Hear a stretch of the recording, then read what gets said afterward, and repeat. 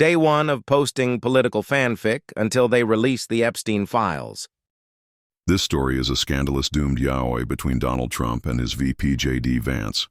Affairs and politics don't work hand in hand behind the doors of the Oval Office. Oh, Donnie. An almost robotic and awkward voice squealed. A grumbly cackle arose, definitely not belonging to the awkward individual. Shh. My crypto kitten. You need to be quiet. We don't need anyone to hear us. The voice spoke in slow, slurred words. A younger male leaned against the door, cupping an ear to listen in on the affair. He gasped quietly as he listened in, fluttering his dark-lined eyes as his man spoke to someone else. His face became distorted in jealousy. Desperately, J.D. Vance flung the door open. His mouth was agape as he stared at the two. His mouth dropped open in shock.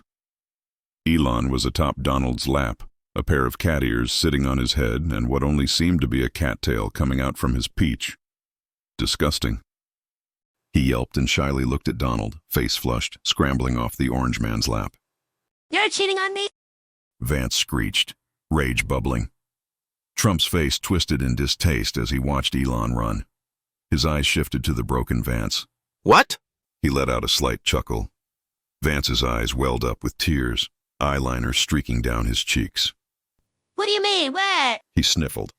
We're cheating on Melania anyway. Did you think it was only you I was after? A cruel smirk spread across Donald's face as he watched Vance crumble. Vance should have known he wasn't the only one in Donald's bed, but seeing it still hurt. Vance sputtered, biting his lip. Donald rumbled with laughter. Promise? You know I don't keep any of my promises. Vance stared at him, heart aching. Taking a final sniffle, he turned away. Fine, I understand. Donald. He exited the office, slamming the door behind him. Donald stared at the door, puzzled. Usually Vance would beg to be the only one. His expression shifted. He sighed gruffly and tightened his tie. Vance stormed through the West Wing with fury. Jealousy lapped at him like a dehydrated dog I promise, as he searched for we weren't Elon. doing anything. He found him in the Roosevelt I was just room trying to and get his charged in. attention. You fucking scam. He raised his hand and slapped Elon. JD, you have it wrong. Before Elon could continue, Vance slapped him again, this time with the back of his hand. Elon started crying, trying to explain.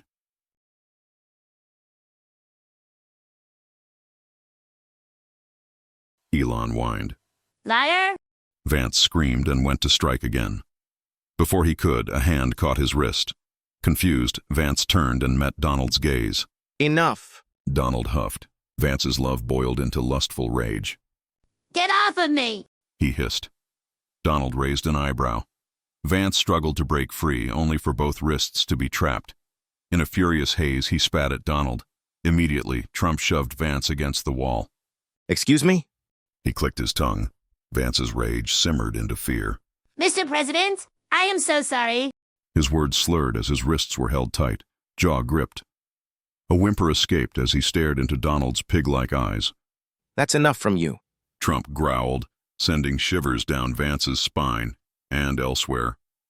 Donald squeezed his jaw, then released him, dragging him down the hallway. Vance's heart pounded with anxiety.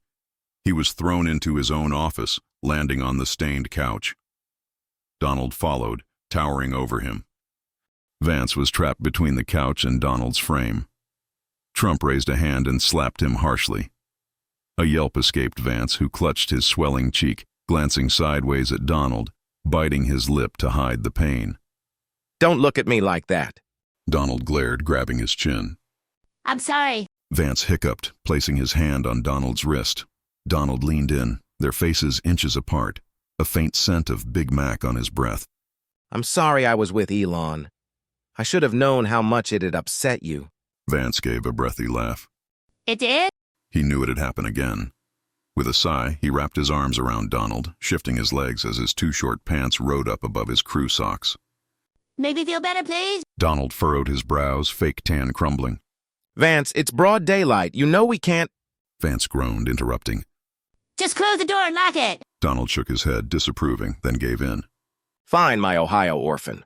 He leaned forward and pressed a dry, crusty kiss to Vance's lips. Even if Donald lied, Vance would always crawl back.